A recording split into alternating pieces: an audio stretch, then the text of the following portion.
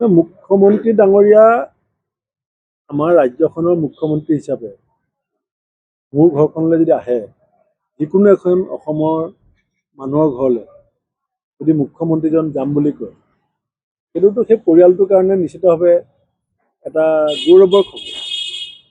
আমাৰ যিকোনো এজন অসমৰ চিফ ছেক্ৰেটাৰী যদি কালি আমাৰ ঘৰলৈ আহিম বুলি কয়, কোনোবা এজন আমাৰ অসমৰ আগশাৰীৰ নেতা আহিম বুলি কয়, সেইটো তেওঁৰ এটা আহিবলৈ ইচ্ছা প্ৰকাশ কৰিছে। আহিলে মই নিশ্চয়, আৰু আমি একেলগে আছিলোঁ এসময়ত। মই তেখেতে বহুদিন হোটেলবিলাকত একেটা ৰুমত থকা। আমাৰ বিচ্ছেদ হৈছিলে 15 চনত। সেইটো ব্যক্তিগত বিচ্ছেদ নহয়, এটা ৰাজনৈতিক পটভূমিত আমাৰ বিচ্ছেদ হৈছে। আৰু তাৰপাছত আমি দূৰে দূৰে আছোঁ। তেখেত যদি মোৰ ঘৰলৈ আহিব বিচাৰে, মই মুখ্যমন্ত্ৰীজন আহিলে মই বেয়া নাপাওঁ।